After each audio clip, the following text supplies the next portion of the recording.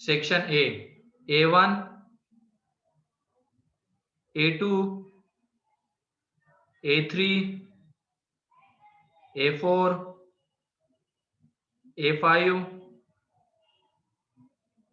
हो गए सारे? Yes sir.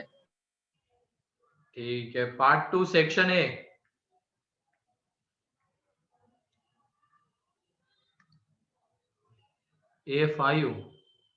A5 में क्या बोला गया अनुरूप? इसमें हमें गिवन है Cartesian product A cross A has 16 elements. Okay. 2 elements belonging to S, then set of remaining elements. मतलब A6 तो पार्ट 1 में थोड़ी है, पार्ट 1 में तो A5 तक ही है ना। पार्ट 2। हाँ पार्ट 2 है क्या? चलो पहले पार्ट 1 का। तो यहाँ पे A क्रॉस A के ऊपर डिफाइंड है एंड उसमें एलिमेंट्स कितने आ रहे हैं? 16। तो A में कितने एलिमेंट्स होंगे बताओ?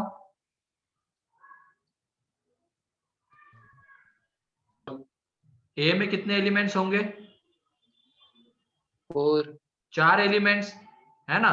तभी तो ये इसके 4 एलिमेंट्स और इसके 4 एलिमेंट्स मिलके S में कितने एलिमेंट्स आएंगे? 16 एलिमेंट्स आ जाएंगे। तो S में जो 2 एलिमेंट्स है, 2 ऑर्डर्ड पेयर है, वो कौन से हैं? -1 2 एंड 0 1। अब ये देख लो, ये जो पहले एलिमेंट्स है ये भी A में बिलोंग करते हैं। तो सेट A में तो ये 2 एलिमेंट्स आ रहे हैं -1 0, और ये 2 एलिमेंट ये 2 and 1 इस A में बिलोंग करेंगे। और ये दोनों सेट एक ही है ना, A और A ही है। इसका मतलब सेट A में 4 एलिमेंट्स कौन से है? -1 0 2 and 1, ये 4 एलिमेंट्स है।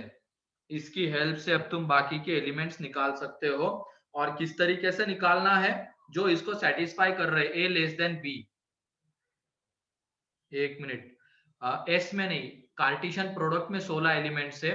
एस में तो कौन से एलिमेंट्स आएंगे? जिसमें A, B की जो ऑर्डर्ड पेयर है, जिसमें A B से छोटा है, ऐसे ऑर्डर्ड पेयर्स आएंगे। एंड उसमें सर आप A6 ले रहे हो? A5 सर ये A6 है। A6 है ये? हाँ सर। हाँ सर। हाँ सर। मैंने पुरानी मॉड्यूल खोल ली लगता है। चलो कोई नहीं, A5 कौन सा है फिर? Let R be a relation defined as। Y = √, वही है ना? हाँ सर। तो ये देख लो यहाँ पे x बिलोंग्स टू z है, मतलब कैसा है? इंटीजर। तो x क्या क्या वैल्यूज? -3, फिर उसके बाद -2 -1 0 1 2 3। ठीक।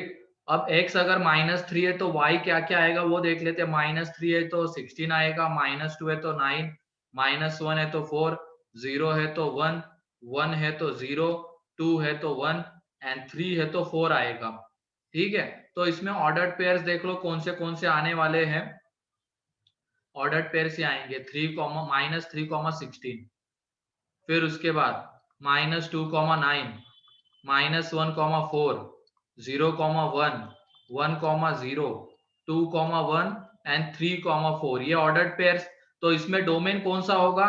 पहले एलिमेंट का सेट। तो यही तो पहले एलिमेंट का सेट है, ये डोमेन होगा। ये क्या हो जाएगी? यहाँ पे रेंज हो जाएगी। ठीक है। एंड कोडोमेन कुछ नहीं गिवन है, इसका मतलब कोडोमेन अब याद रखना, अगर कोडोमेन के बारे में कुछ मेंशन नहीं रहता है तो कोडोमेन R लेके चलना होता है, all real numbers. Codomain all real numbers लेके चलना होता है। आगे बताऊंगा ही मैं, फंक्शन जब आएगा तो उसमें आएगा, ये इसमें बता दूंगा। अब क्लियर है ये A5?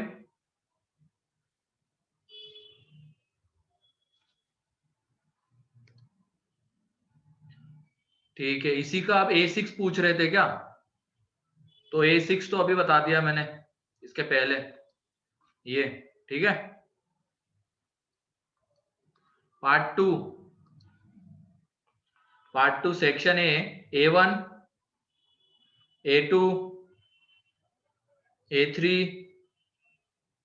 A4, A5, A6, yes. ये वाला A6 है, ठीक है। A6 A5 में क्या है, then which of the following relations is not a relation from X to Y। तो X to Y में रिलेशन होना चाहिए, तो जितने भी ऑर्डर्ड पेयर्स आएंगे उसमें पहला एलिमेंट X में से होना चाहिए, दूसरा एलिमेंट Y में से। तो वो डी ऑप्शन देखो, पहले एलिमेंट्स क्या क्या है, 1 2 2 7। तो 7 कहाँ है X में?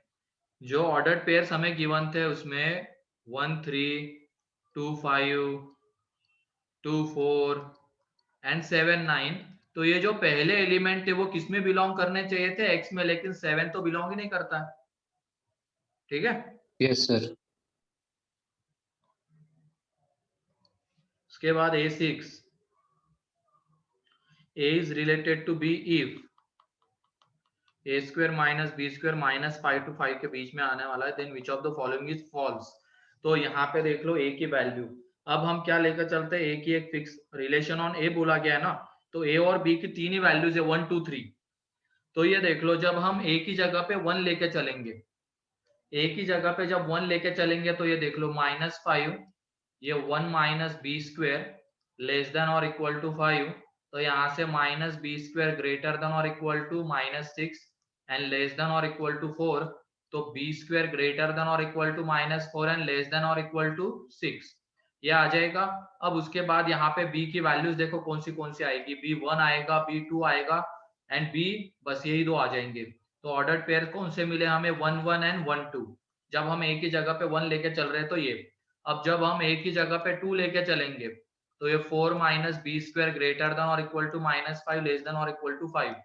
तो minus b square greater than और इक्वल टू -9 लेस देन और इक्वल टू 1, माइनस से मल्टीप्लाई कर देंगे, इनइक्वालिटी चेंज। अब इसको सेटिस्फाई करने वाले बी कौन से आ जाएंगे, 1 2 3, तीनों के तीनों तो ऑर्डर्ड पेयर, 2 1 2 2 2 3। अब उसके बाद हम एक ही जगह पे लेके चलते हैं 3, तो उस केस में यहाँ पे लिख देता हूँ एक ही जगह पे 3। तो उस केस में 9 minus b square greater than और इक्वल टू -5 लेस देन 5। तो यहाँ पे minus b square less than और इक्वल टू -4 ग्रेटर देन -14। तो बी स्क्वायर ग्रेटर देन और इक्वल टू 4 लेस देन और एक मिनट, ये है। अब इनइक्वालिटी चेंज होगी, अंडर रूट। अब इसको सेटिस्फाई करने वाली बी की वैल्यूज कौन सी है, 2 एंड 3। तो इसमें आ जाएगा 3 2 एंड 3 3। तो इसको देख के देखो, इतने ऑर्डर्ड पेयर्स आने वाले हैं, तो डोमेन तो क्या रहेगा, पहले एलिमेंट का सेट वो तो रहेगा 1 2 3। रेंज क्या रहेगी 1 2 3, और कोडोमेन क्या रहेगा 1 2 3। तो इसमें गलत ऑप्शन कौन सा आ जाएगा, फॉल्स पूछा गया ना, तो पहला वाला फॉल्स आ जाएगा। उसमें देखो कौन सा मिसिंग है, 2 3 3 3 मिसिंग है, अच्छा 3 3 भी है, कोई तो एक मिसिंग है या तो एक्स्ट्रा आया होगा, देख लो।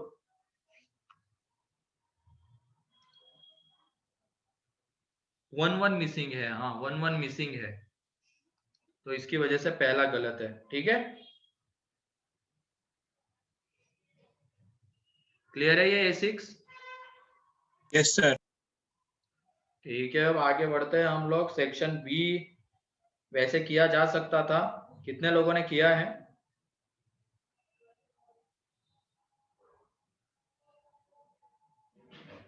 सार्थक और विधि, अनिकेत, बाकी के लोग भी करके रख लो उसको। अभी एक दो क्वेश्चन और लेते हैं रिलेशन के ऊपर, उसके बाद आगे फंक्शन के ऊपर आ जाते हैं। तो अभी किसी का कोई डाउट बचा है सेक्शन ए में? सेक्शन ए में कोई डाउट? ठीक है, चलो फिर लास्ट क्वेश्चन क्या था बताओ, लास्ट लेक्चर में?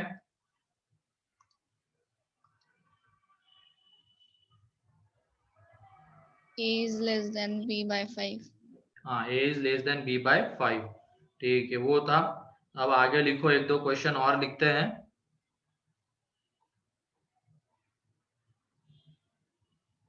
लिखो,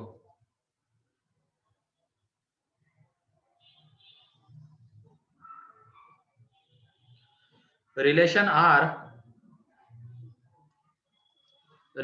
R is defined on relation R is defined on n cross n, मतलब नेचुरल नंबर का n है ये, ठीक है, n cross n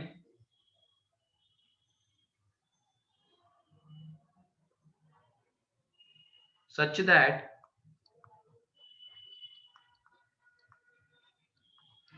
that if A is related to B, then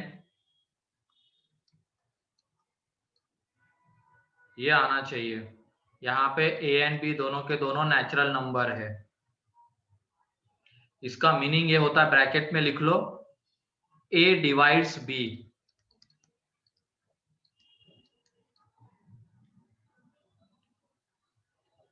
थोड़ा अलग तरीके से रिप्रेजेंट किया है। हम जनरली कैसे करते थे, सेट बिल्डर फॉर्म में रिलेशन, इसको ही लिखने का तरीका ये देखो, अगर लिखना होता तो ऐसे भी लिखा जाता था, A, B की ordered pair such that A divides B, ऐसे लिख सकते हैं, या तो ब्रैकेट में A डिवाइड्स B, जहां पे A एंड B दोनों के दोनों कैसे हैं, नेचुरल नंबर है, ऐसे भी इसको लिखा जा सकता है, या तो अभी जो क्वेश्चन में लिखा हुआ है वो भी एक तरीका है, ठीक है। A B के साथ अटैच है वाया रिलेशन R, ऐसे इसको हम बोल सकते हैं। तो ये बताना ये रिलेशन कैसा है।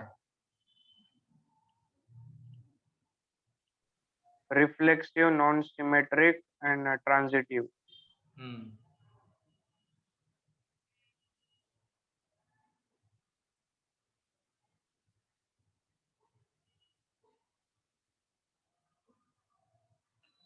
बाकी के लोग जल्दी करो।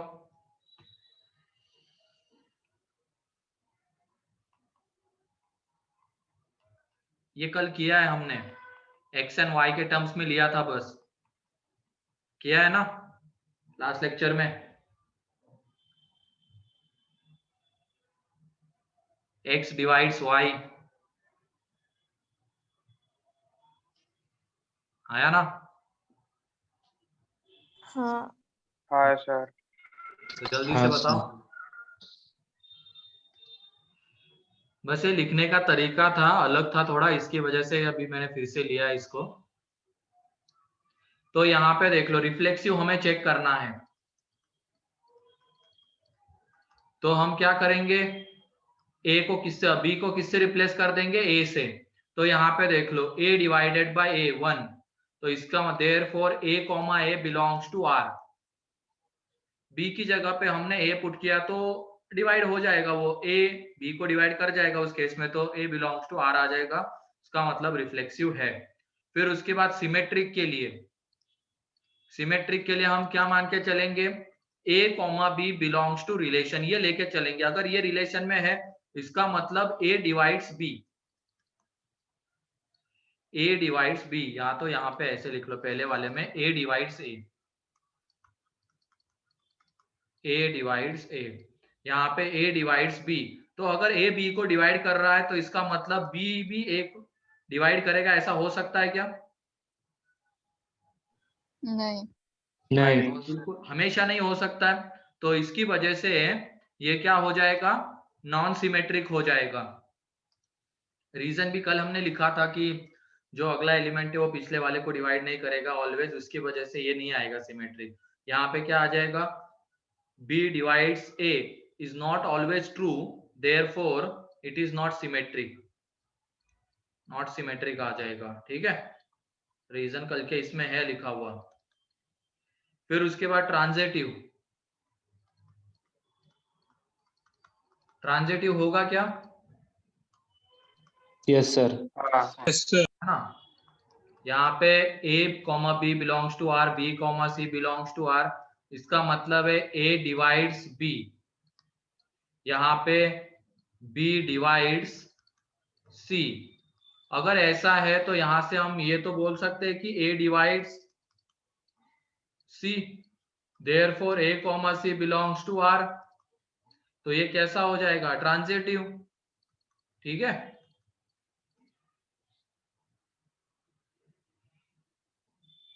क्लियर है ये?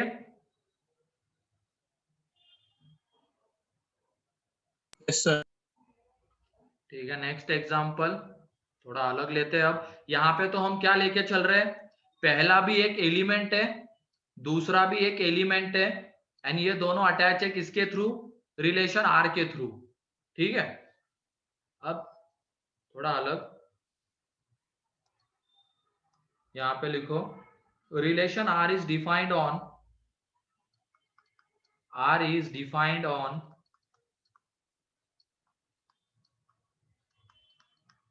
n cross n by a comma b. अब यहाँ पे पहला एलिमेंट नहीं, पहली एक ऑर्डर्ड पेयर है। ये ऑर्डर्ड पेयर रिलेशन आर के थ्रू अटैच है दूसरी ऑर्डर्ड पेयर के साथ, सी डी के साथ। और वो कौन से प्रॉपर्टी को होल्ड कर रही है, सच दैट ये प्रॉपर्टी यहाँ पे होल्ड हो रही है, ये वाली property a d is equal to c b, a d is equal to b c, ये प्रॉपर्टी यहाँ पे होल्ड हो रही है। ठीक है, अब यहाँ पे दो ordered pairs via relation R attached है। ए बी की एक ordered pair is related to c d की ऑर्डर्ड पेयर, और कौन सी प्रॉपर्टी है, a d is equal to b c, where a B C d belongs to n, then show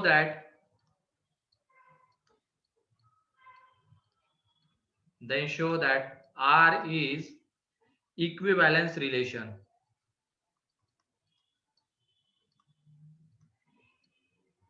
Equivalence relation.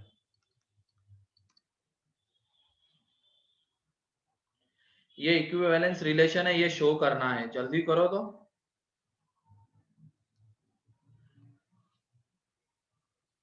तो reflexive के लिए हमें क्या करना पड़ेगा, दोनों ऑर्डर पेयर को सेम मानना पड़ेगा। मतलब ये सीडी की जगह पे हमें क्या लेना पड़ेगा, ए कॉमा बी, ए कॉमा बी, और देखना पड़ेगा ये प्रॉपर्टी होल्ड होती है क्या, होल्ड करती है क्या। करो तो जल्दी।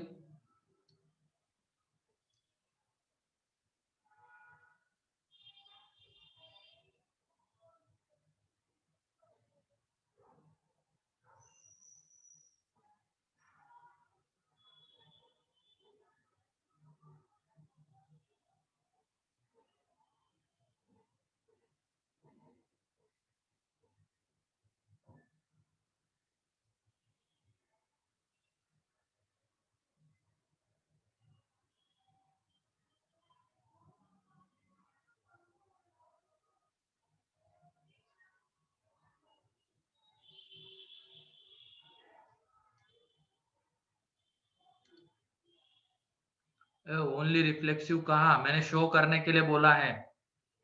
इक्विवेलेंस गलत थोड़ी ना स्टेटमेंट लिखा है मैंने वहां पे, ये स्टेटमेंट सही है, शो करना है।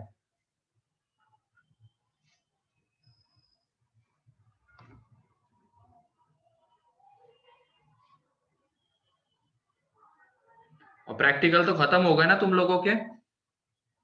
Yes sir. हाँ हाँ, सर। चलो बढ़िया है, अभी कुछ तो बचा नहीं ना कॉलेज का। नहीं। क्या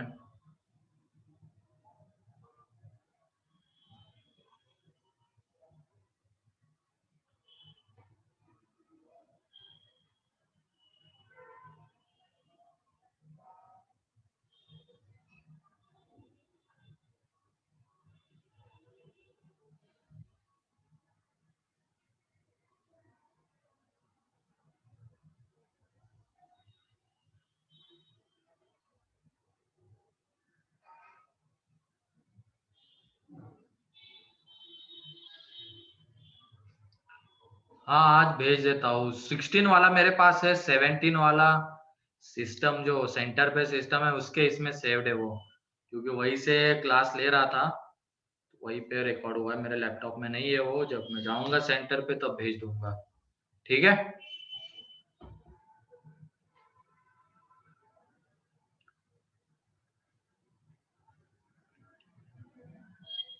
और ये अथर को क्या हो गया आज,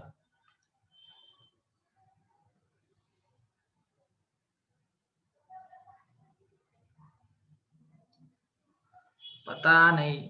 वो बोलता है हर्ष को क्या हुआ, मुझे पता नहीं, तुम बोलते हो उसको क्या हुआ, पता नहीं।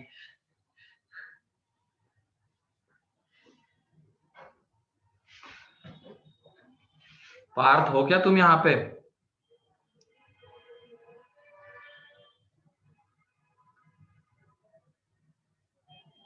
पार्ट भी गायब है। ठीक है, यहाँ पे देख लो रिफ्लेक्सिव हो गया क्या? हाँ कितने लोगों का हो गया प्रूव रिफ्लेक्सिव है? सार्थक, चेतना, अनिकेत और अमोघ, आयुष, शिवम, नयन, बाकी के क्या कर रहे हैं?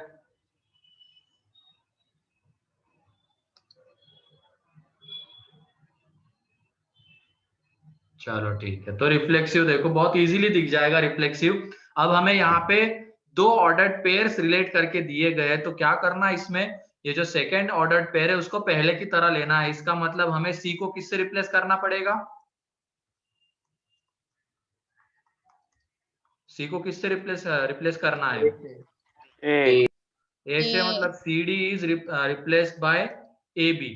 सी को ए से एंड डी को बी से रिप्लेस करना है और यहाँ पे पुट कर देंगे। ये पहला वाला तो एज इट इज है, ए बी तो कुछ चेंज नहीं हुआ है, तो ये ए ये बी। अब हमने डी की जगह पे क्या लिया है? बी। एंड सी की जगह पे ए लिया है, तो A B is equal to A B ही तो आ रहा है और ये ट्रू है।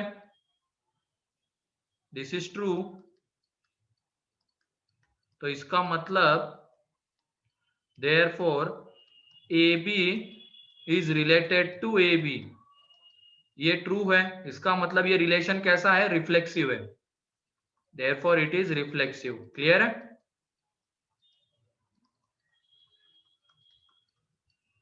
फिर उसके बाद आगे बढ़ते हैं सिमेट्रिक। सिमेट्रिक के लिए हम क्या लेके चलेंगे? A comma B is related to C comma D, मतलब ये इसमें प्रेजेंट है, ये हम लेके चलेंगे। तो यहां से हमें क्या मिलेगा? AD is equal to BC। अब हम थोड़ा सा रीअरेंजमेंट करते हैं यहाँ पे। रीअरेंजमेंट इस तरीके से करते हैं ताकि हमें ये मिल सके C comma D is related to A comma B मिल सके। तो ये प्रॉपर्टी देख लो एक बार, ये पहला एक इसमें से आ रहा है, यहाँ से आ रहा है, फिर इसका दूसरा एलिमेंट यहाँ पे गया, फिर C यहाँ पे गया, D यहाँ पे गया, तो हम बोल सकते हैं कि A comma B is related to C comma D. अब इसमें थोड़ा सा हम रीअरेंजमेंट करेंगे। हम क्या करेंगे? अब यहाँ पे C B is related to D A, ऐसे लिख सकते हैं क्या इसको हम? हाँ बस उल्टा हाँ. पुल्टा क्या है, बस वो मल्टीप्लीकेशन चेंज नहीं होगा अगर हम 2 इज इक्वल टू उल्टा किया है बस। ठीक है, तो यहाँ पे देख लो पहला एलिमेंट, पहली ऑर्डर्ड पेयर जो है वो क्या आ जाएगी? C comma D is related to A comma B. तो इसका मतलब अगर A comma B is related to C comma D relation में प्रेजेंट है, तो हमें C comma D is related to A comma B भी रिलेशन में मिलेगा। Therefore it is symmetric। ठीक है, क्लियर है symmetric? Yes sir. Yes, sir. अब उसके बाद ट्रांजिटिव के ऊपर आ जाते हैं। ट्रांजिटिव में अब हमें तीसरी एक ऑर्डर्ड पेयर लेनी पड़ेगी। ट्रांजिटिव, तो इसमें हम ले लेते हैं A comma B is related to C comma D, and फिर उसके बाद C comma D is related to E comma F. ठीक है, तो अगर ये है तो यहाँ पे हमें मिलेगा AD is equal to BC, और ये अगर है तो हमें मिलेगा CE is equal to DF, है ना? एक मिनट, कुछ उल्टा हुआ है। CF. CF is equal to हमें मिलेगा D। ठीक, अब यहाँ पे देख लो हमें क्या चाहिए था, यहाँ पे A by B is equal to हम C बाई डी लिख सकते हैं, एंड यहाँ पे C by D is equal to E by F. तो यहाँ से हम A by B is equal to E by F लिख सकते हैं ना।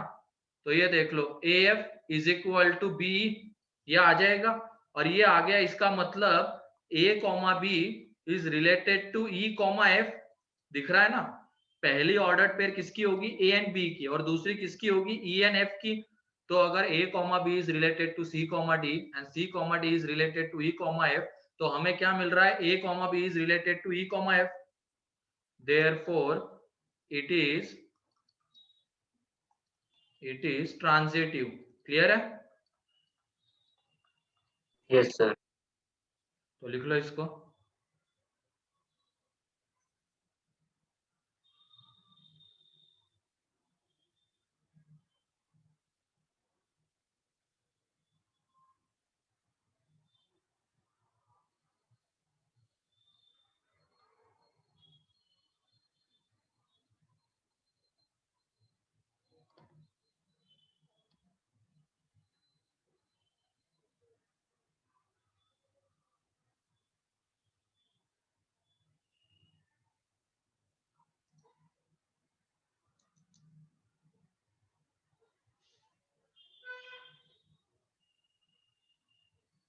हो जाए तो बता देना, एक लास्ट एग्जांपल लेना है, उसके बाद आगे बढ़ने वाले।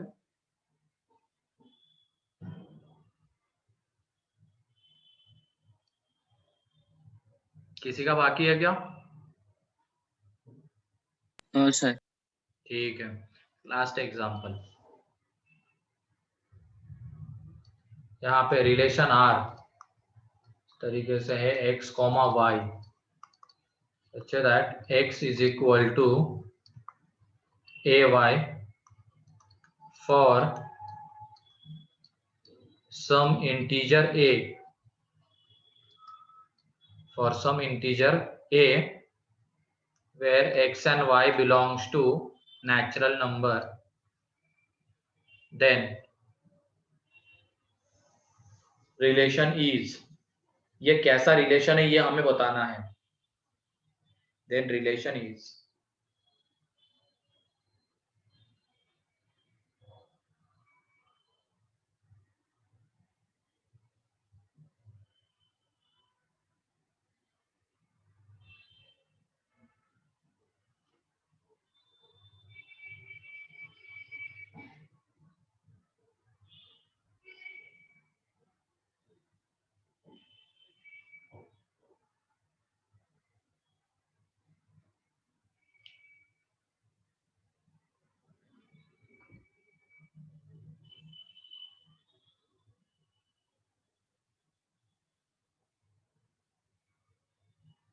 सर हाँ बोलो। सर वहाँ पे ए कांस्टेंट है या फिर कोई भी इंटीजर हो सकता है? और सम इंटीजर है, इंटीजर मतलब कांस्टेंट ही हुआ ना एक तरीके से। बस हमें दिखाना है x और y की जब हम ऑर्डर्ड पेयर्स लेंगे तो a इंटीजर आना चाहिए। अब उसका यूज करके ये रिफ्लेक्सिव है, सिमेट्रिक है, ट्रांजिटिव है, क्या है ये बताना है।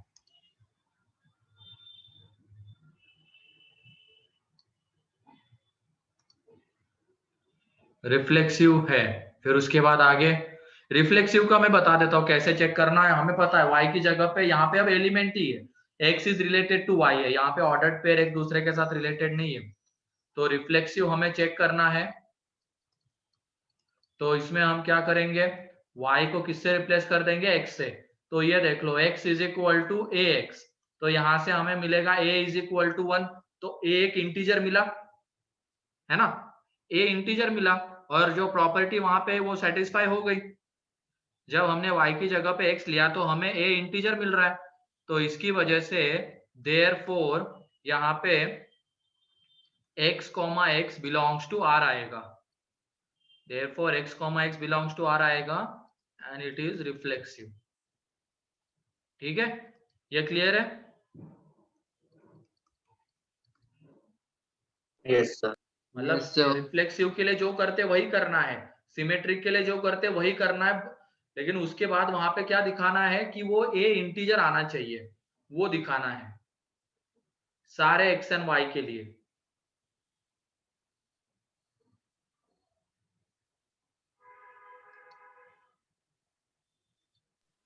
इक्विवेलेंट। नहीं, इक्विवेलेंट गलत है। सिमेट्रिक क्यों नहीं आएगा बताओ चेतना। सिमेट्रिक नहीं आएगा। x अपॉन y 1/a हो जाएगा तो। हाँ सही है, यहाँ पे सिमेट्रिक नहीं होगा ये, क्योंकि सिमेट्रिक के लिए क्या करते हैं हम, मान लेते हैं कि ये x, y बिलोंग्स टू क्या है, r है, बिलोंग्स टू रिलेशन है। इसका मतलब x इज इक्वल टू जो ay है, यहां से a कैसा आ रहा होगा, ये a कैसा आ रहा होगा?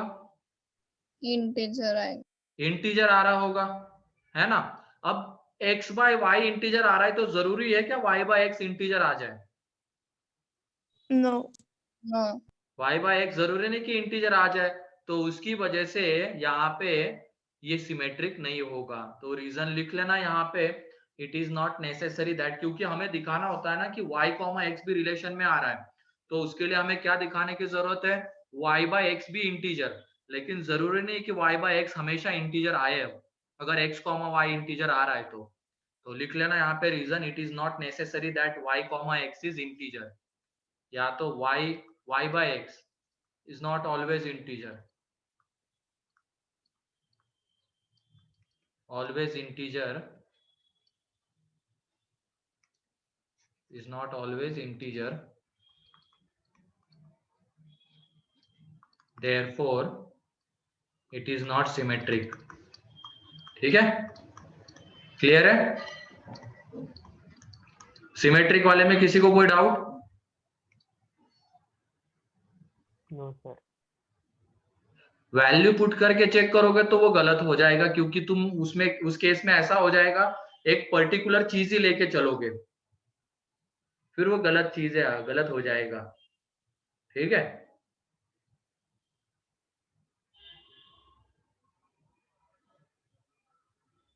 उसको जनरली रखना हमेशा, वहां से फिर हमें गलत चीजें भी पता चलती है कि वो हमेशा नहीं आएगा या हमेशा आएगा। ठीक है,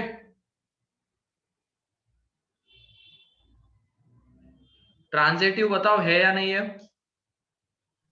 है सर। ट्रांजिटिव आएगा, है। ठीक, ट्रांजिटिव आएगा ये, क्योंकि इसमें क्या हो जाएगा, ट्रांजिटिव के लिए हम क्या करते हैं, दो ऑर्डर पे से ट्रांजिटिव आएगा। चेतना यहाँ पे देख लो,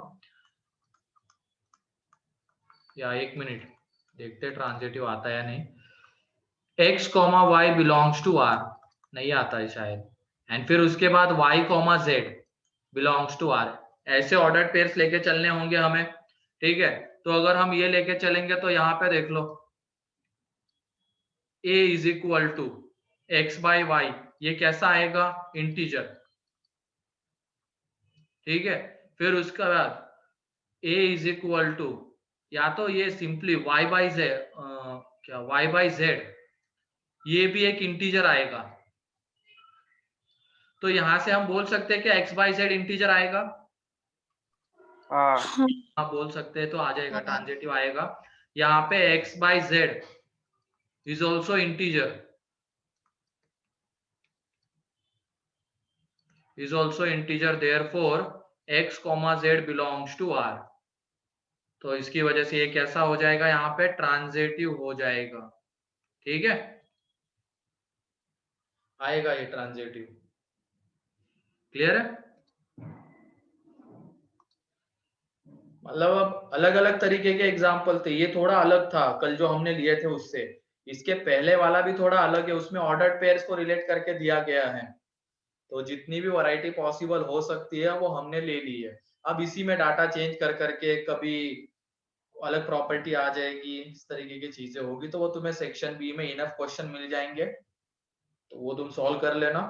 ठीक है, नेक्स्ट लेक्चर में मैं उसको डिस्कस करूंगा सेक्शन बी को।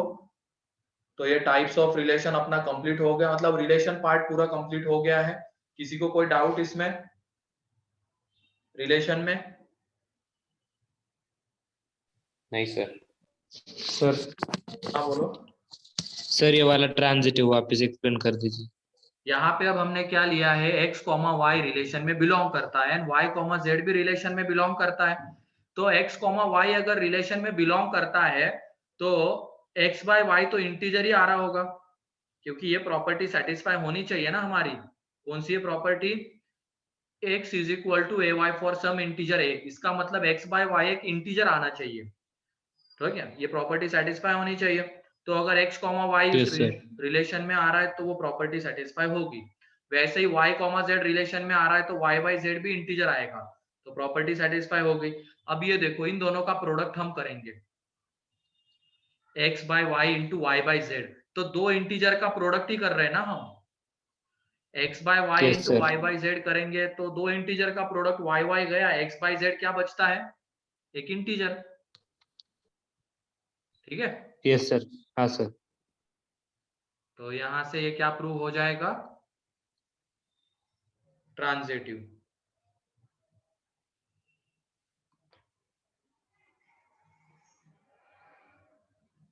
चलो ठीक है, अब आगे आ जाते हैं हम फंक्शन के ऊपर।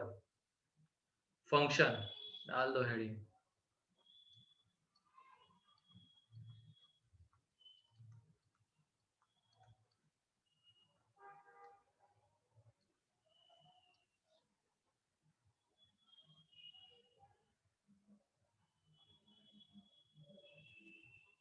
तो लिखो इसमें फंक्शन की डेफिनेशन पहले लिख लेते हैं। Let a and b are two sets. Let a and b are two sets.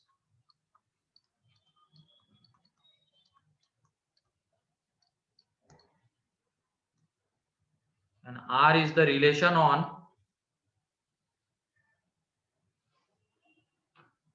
साहिल कुलकर्णी कौन आ गया नया? ठीक है, देखो let a and b are two sets and R is relation on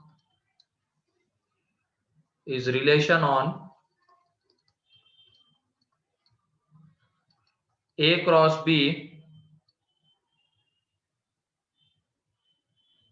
R is relation on A cross B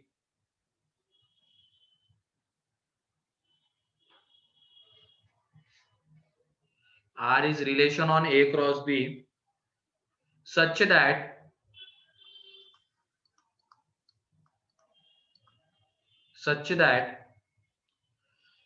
every element of A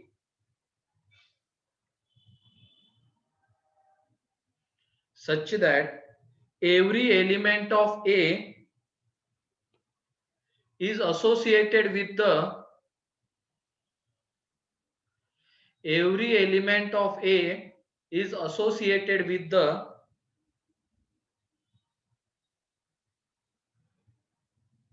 unique element of B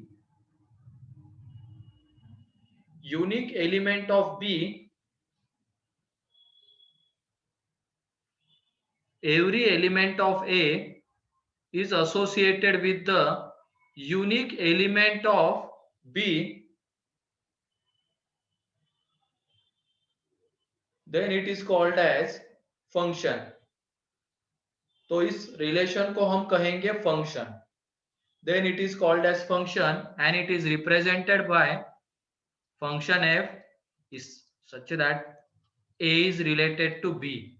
ठीक है, इस तरीके से उसको हम रिप्रेजेंट करेंगे. क्या होना चाहिए इसमें, every element of A. Function एक रिलेशन ही होता है, लेकिन एक स्पेसिफिक टाइप का रिलेशन होता है जिसमें ए के सारे एलिमेंट्स ऑक्युपाइड होंगे एंड यूनिक एलिमेंट के साथ एसोसिएटेड होंगे. उधर बताता हूँ वो मैपिंग से. मैपिंग इसमें इंपॉर्टेंट होती है और इसको हम इस तरीके से रिप्रेजेंट करते हैं.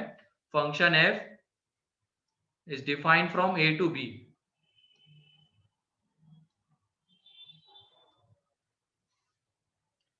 हो गया.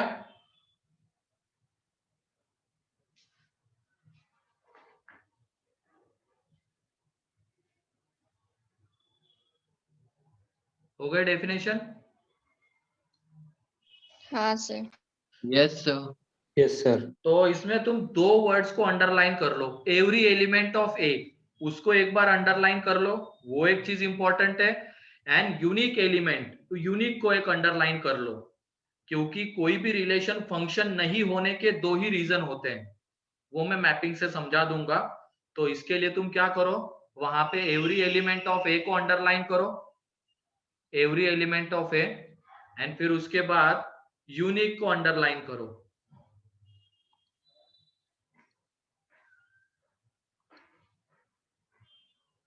कर लिया. yes sir. ठीक हाँ, है, अभी सर. मैं कुछ मैपिंग्स ड्रॉ करता हूं इस तरीके से. मतलब ये सेट ए है, ऑर्डर्ड पेयर को हम मैपिंग से रिप्रेजेंट कर रहे हैं. जैसे 1, 2 की A is related to B. ठीक है, इसको हम ऐसे भी रिप्रेजेंट कर सकते हैं, ए इस सेट में होगा, बी इस सेट में, और ये ए बी के साथ एसोसिएटेड होगा वाया रिलेशन आर। तो ये मैपिंग होती है, तो यही हम कर रहे हैं यहाँ पे। ये पहला सेट ए है, ये सेट यहाँ पे बी है, और ए के जो एलिमेंट से बी के साथ एसोसिएटेड है, कौन से प्रॉपर्टी के थ्रू? फंक्शन एफ में जो आ रही है प्रॉपर्टी उसके थ्रू। तो इसको हम बोलेंगे एफ के थ्रू अटैच्ड है।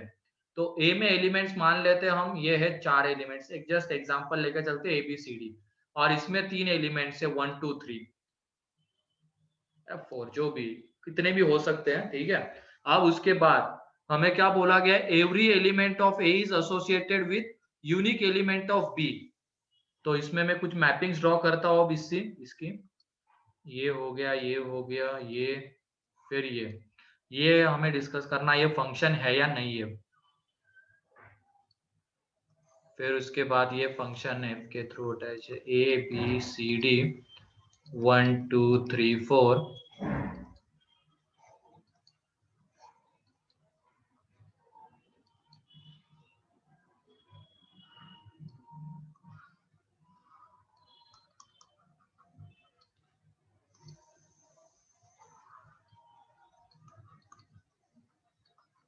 ए बी सी डी तुम भी ड्रॉ करो ये।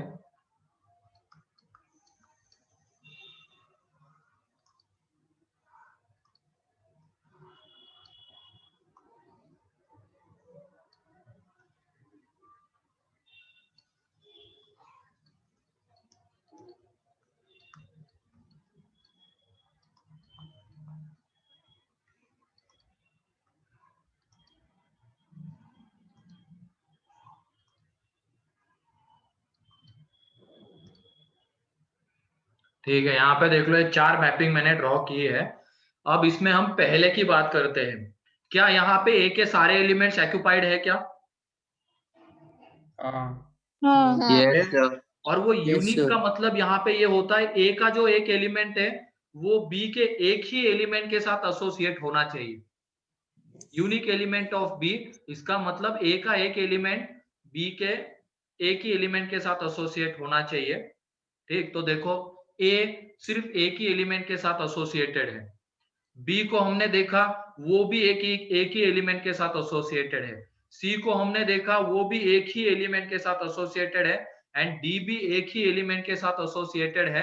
तो दोनों वर्ड वहां पे सेटिस्फाई हो रहे, every element of A is associated with unique element of B. तो ये फंक्शन है पहला, ये जो पहला एग्जांपल है मैपिंग के थ्रू हम देख रहे हैं, ये फंक्शन है। दूसरा फंक्शन है क्या? No sir. अरे है, इसमें देखो ना, ए 2 के साथ थोड़ी एसोसिएट हो रहा है, वहां पे एक ही एलिमेंट के साथ एसोसिएटेड है ना। पहले तो ये देखो इसके सारे एलिमेंट्स एसोसिएटेड है सेट ए के, ठीक है। अब इस एलिमेंट की बात करते हैं हम, एलिमेंट ए जो है वो एक ही एलिमेंट के साथ एसोसिएटेड है। फिर उसके बाद एलिमेंट बी वो भी एक ही एलिमेंट के साथ एसोसिएटेड है, सी एलिमेंट वो भी एक ही एलिमेंट के साथ एसोसिएटेड है, डी वो भी एक ही एलिमेंट के साथ एसोसिएटेड है, ठीक है। इसकी वजह से ये भी फंक्शन होगा।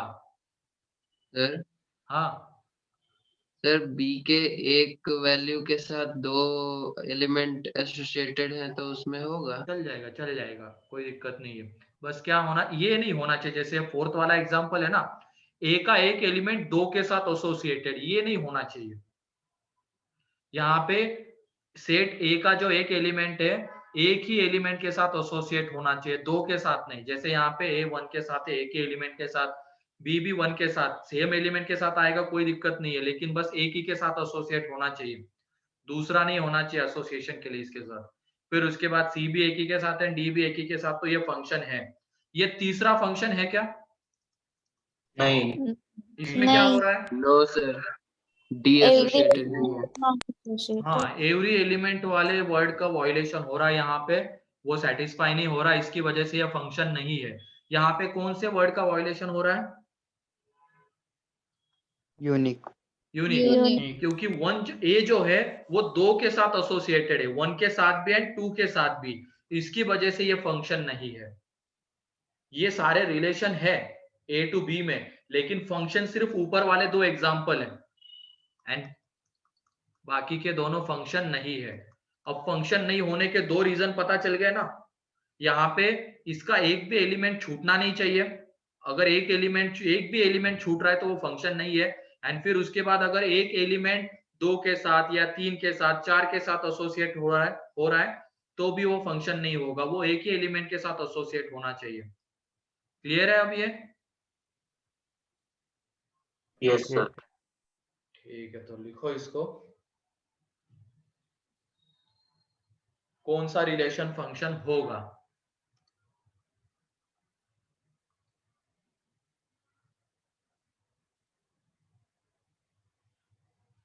ए के दो एलिमेंट 3 एलिमेंट सेम एलिमेंट के साथ बी के सेम एलिमेंट के साथ एसोसिएटेड होंगे, कोई दिक्कत नहीं है। बस क्या नहीं होना चाहिए, ए का एक एलिमेंट बी के दो एलिमेंट या 3 एलिमेंट के साथ एसोसिएट नहीं होना चाहिए, 2 या 2 से ज्यादा एलिमेंट्स के साथ। क्लियर है? Yes sir. Yes sir. ठीक है, तो चलो आज के लिए इतना ही रखते हैं हम लोग। उसके बाद का अगर शुरू भी कर दूंगा तो ज्यादा कुछ नहीं हो पाएगा, वो कल नेक्स्ट लेक्चर में ही देखते हैं। फिर इसके ऊपर क्वेश्चन भी नेक्स्ट लेक्चर में देखेंगे। तो इसमें किसी को कोई डाउट? अब सेक्शन बी तुम्हारा होमवर्क है, उसको कंप्लीट कर लेना। एंड एक्सरसाइज 2 में से भी दे देता हूँ होमवर्क।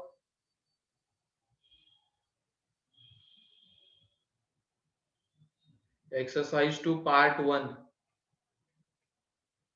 रिलेशन के क्वेश्चन दूंगा।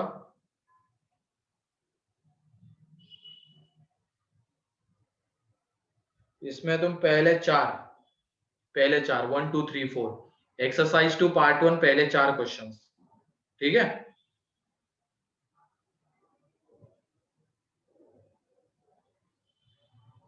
और ध्यान रखना कि होमवर्क कंप्लीट होना चाहिए टाइम पे। ऐसा नहीं होना चाहिए कि अब बैकलॉग रह जा रहे हैं, अभी जस्ट शुरुआत ही हुई है। ठीक, थोड़ा सा रहो, पंक्चुअल रहो, अटेंटिव रहो, सीरियस रहो, ठीक है? लाइटली मत लेना इन चीजों को।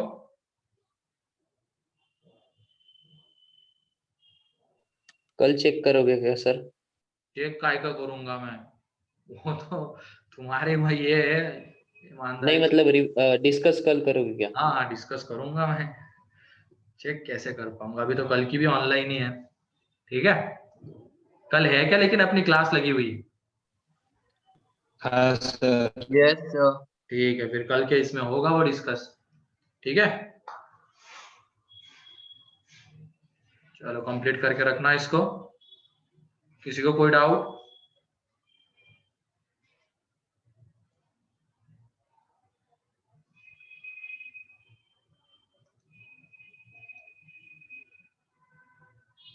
संडे फुल सिलेबस टेस्ट है तो क्या हो गया, एक दिन में ऐसा क्या ही कर लोगे?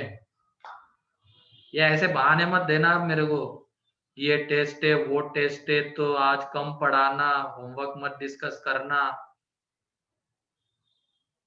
ये अब नहीं चलेगा, अब बच्चे थोड़ी रहे हो तुम।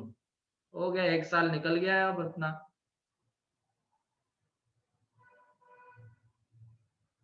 ठीक है,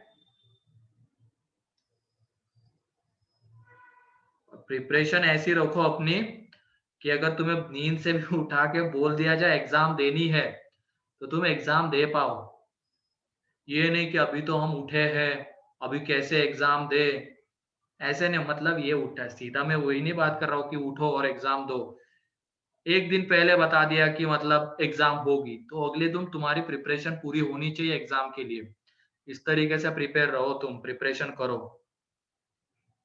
ये नहीं कि फिर अभी तो आज बताया और कल एग्जाम सर कैसे होगा, ये नहीं होना चाहिए। और जो पढ़ाया गया उसी के ऊपर तो एग्जाम होने वाली है, अलग थोड़ी ना बाहर के आने वाला है कि कोई जो चीज पढ़ाई नहीं गई है, जो तुमने चीज पढ़ी नहीं उसके ऊपर क्वेश्चन डाले जाए, ऐसा कुछ नहीं। ठीक है।